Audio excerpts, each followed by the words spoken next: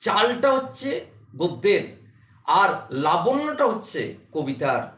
তাকে বলে গদ্য কবিতা। কিছুই বুঝলে না তুমি, এটা আমি মুখস্থ বিদ্যা বললাম। এবার আমি আমার ভাষায় বলি, সব বুঝে যাবে। একটি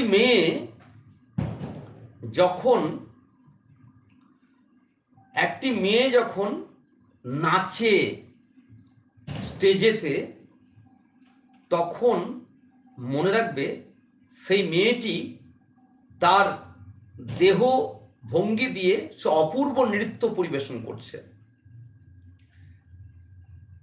এই যে মেয়েটির নাচ হচ্ছে পদ্য কবিতা। পদ্য কবিতা সবসময় এই মেয়েটির মতো নাচবে। কখনো ভারতনাট্যম হতে পারে, যে মেয়েটা নাচছে কোনো একটা স্টেজে নাচছে, ধরো সে কখনো ভারতনাট্যম নাচছে, কখনো সে ওড়িশি নাচছে, কখনো সে ফাস্ট নাচছে, কখনো স্লো মোশনে নাচছে। পদ্য কবিতা দেখবে তান প্রধান ছন্দে, পদ্য কবিতা দেখবে বিলম্বিত ছন্দে, দেখবে মাত্রাবৃত্ত ছন্দে, দেখবে দ্রুতলয় ছন্দে। তাহলে মনে রাখবে পদ্য কবিতা মানেই সে ওই যে নাচের মেয়েটির মতো।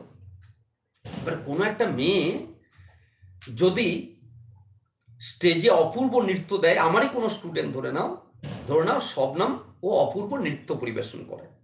তা শবনম স্টেজে নাচলো, একবার ও দ্রুত নাচলো, তার মানে দলবৃত্ত ছন্দের মতো, একবার বিলম্বিত নাচলো মানে ধ্বনি প্রধান ছন্দের মতো, একবার নাচলো ও স্লো মোশন মানে তান প্রধান ছন্দের মতো, বা তিনবার নাচলাম, মুগ্ধ হয়ে গেলাম।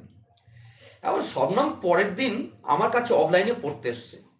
এবার আমি ব্যাচটা পড়াচ্ছি, তখন শবনম যদি বলে যে স্যার কালকে কেমন নাচ লাগলো, আমি বলবো ভালো লেগেছে, খুব বেশ ভালো লেগেছে। এবং শবনম আমি পড়াবো, এবার ধরো মেঘনাদবধ কাব্য, বা আমি পড়াবো হয়তো গিরিশচন্দ্রের প্রফুল্ল নাটক, তখন শবনম যদি আমাকে বলে যে স্যার একবার নেচে নেবো,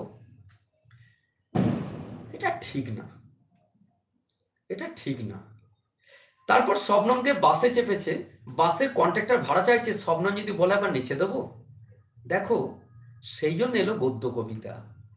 গদ্য কবিতার জন্ম এই জন্য হলো, সব জায়গায় নাচ চলে না, কিন্তু শবনমের ওই নারী সুলভ দেহটা, ওই কোমলতা, ওই পেলবতা রইল, সেইটা দিয়ে শবনম অপূর্ব নৃত্য করলো। কখনো আবার শবনম বাসের সিটে যখন বসে যাচ্ছে, তখন ওকে অপূর্ব সুন্দর লাগছে, কিন্তু নাচছে না। শবনম যখন হাঁটছে, তখন নেচে নেচে যাচ্ছে না, হেঁটে হেঁটে যাচ্ছে। তাই হেঁটে হেঁটে যাওয়াটাই তো গদ্য কবিতা। শবনম নেচে নেচে গেল পদ্য কবিতা, শবনম হেঁটে হেঁটে গেল গদ্য কবিতা। আর নির্মাল স্যার হেঁটে হেঁটে যাচ্ছে, নির্মাল স্যার পুরো গদ্য, পুরো গদ্য, কারণ পুরুষের দেহে তো লালিত্য নেই, লাবণ্য নেই, কবিতায় তো লাবণ্য থাকবে। ছেলে মেয়েরা বোঝা গেল না? প্রত্যেক কাছে ক্লিয়ার হলো গদ্য কবিতা কাকে বলে? ওই শবনমে হেঁটে হেঁটে যাওয়া, শবনমে নেচে নেচে যাওয়া, হয়ে গেল পদ্য কবিতা, গদ্য কবিতা। কারণ ও গদ্যের চালে যাবে, হাঁটছে গদ্যের চালে, কিন্তু দেহের মধ্যে কি রয়েছে? নারীর লাবণ্য রয়েছে। কবিতা তো নারীর লাবণ্যই নিয়ে, কবিতা তো নারীরই লাবণ্যই তো কবিতা, ঠিক আছে? কবিতার মধ্যে দেখবে নারীর লাবণ্য থাকে, দেখবে, ঠিক আছে? ছেলে মেয়েরা গদ্য কবিতা প্রত্যেকের কাছে বোঝা গেছে?